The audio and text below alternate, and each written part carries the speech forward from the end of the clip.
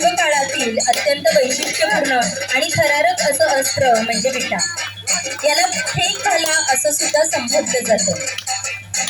विटा हे एक असं भाला सदृश शस्त्र आहे की ज्याला मागच्या बाजूला 10 ते 15 फुटांची लांब दोरी बांधलेली असते. हे शस्त्र लांबून शत्रूवर फेकलं जातं आणि वार अचूक बसल्यानंतर दोरीच्या साहाय्याने पुन्हा आपल्या हातामध्ये ते परत ओढलं जातं.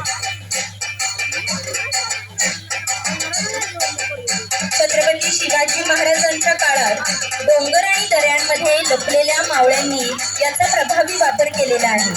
शत्रू आपल्या जवळ येण्यापूर्वीच त्याला लांबूनच यमसदनी धाडण्यासाठी विटा हे शस्त्र अत्यंत निकडीचं असायचं.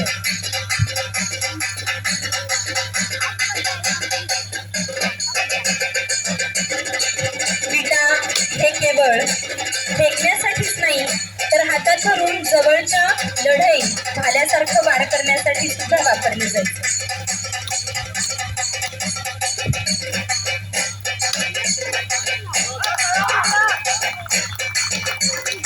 या रणरागिणीसाठी जोरदार टाळ्या होऊ देत. अतिशय सुंदर असं प्रात्यक्षिक इथं आपल्या समोर शिवगर्जना या ग्रुपचे सर्व सदस्य करत आहेत. या सगळ्यांसाठी पुन्हा एकदा जोरदार टाळ्या.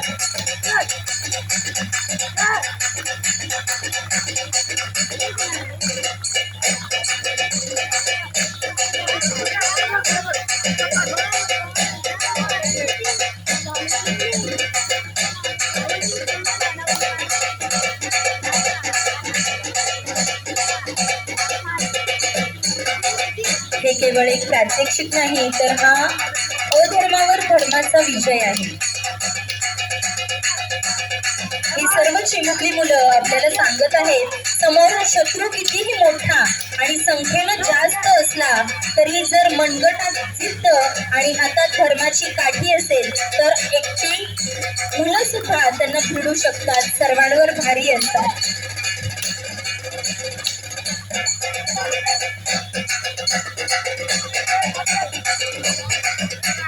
आज या रणरागिणींच्या रूपात आपल्याला माता जिजाऊंच्या संस्कारांचं दर्शन घडत आहे. ज्या लाठीनं ही सर्व मुलं रोखून धरत इतरांवरती वार करतायत तीच लाठी उद्याच्या समर्थ आणि निर्भय हिंदू समाजाची ओळख आहे.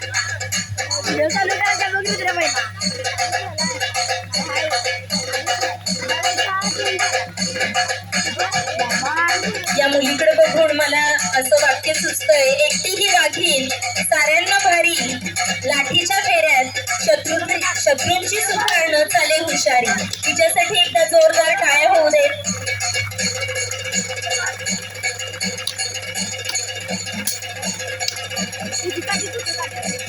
आपण हे सर्व मर्दानी खेळ पाहताना तुमच्या लक्षात आलं असेल फक्त संख्याबळ महत्वाचं नाहीये तर आत्मबळ खूप महत्वाचं आहे आणि हेच या सर्व चिमुकल्यांनी इथं सिद्ध केलेलं आहे.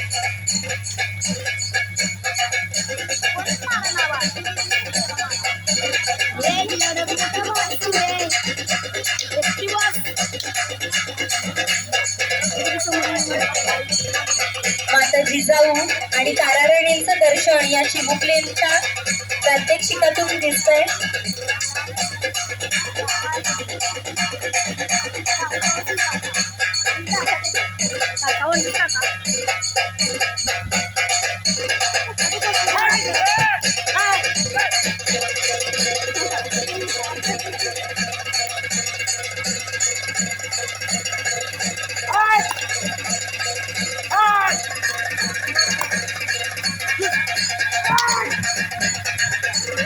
आपल्या समोर इथे प्रात्यक्षिक सादर करण्यासाठी साक्षात नाना सावंत, संदीप उर्फ नाना सावंत सर इथे आहेत. शिवकालीन ज्योतिर्कला आणि इतिहासाचा वारसा पुढच्या पिढीकडे सोपवणारे व्यक्तिमत्व म्हणजे श्री संदीप उर्फ नाना सावंत सर. शिवगर्जना संस्थेच्या माध्यमातून त्यांनी मर्दानी खेळांचं पुनरुज्जीवन केलं आहे. 150हून अधिक अभ्यासपूर्ण लेख, मोडी लिपीचा अभ्यास आणि शिवकालीन शस्त्रांचा संग्रह ही त्यांची खूप मोठी संपत्ती आहे. एकदा जोरदार टाळ्या या सर्व प्रात्यक्षिक सादर करणाऱ्यांसाठी होऊ द्या.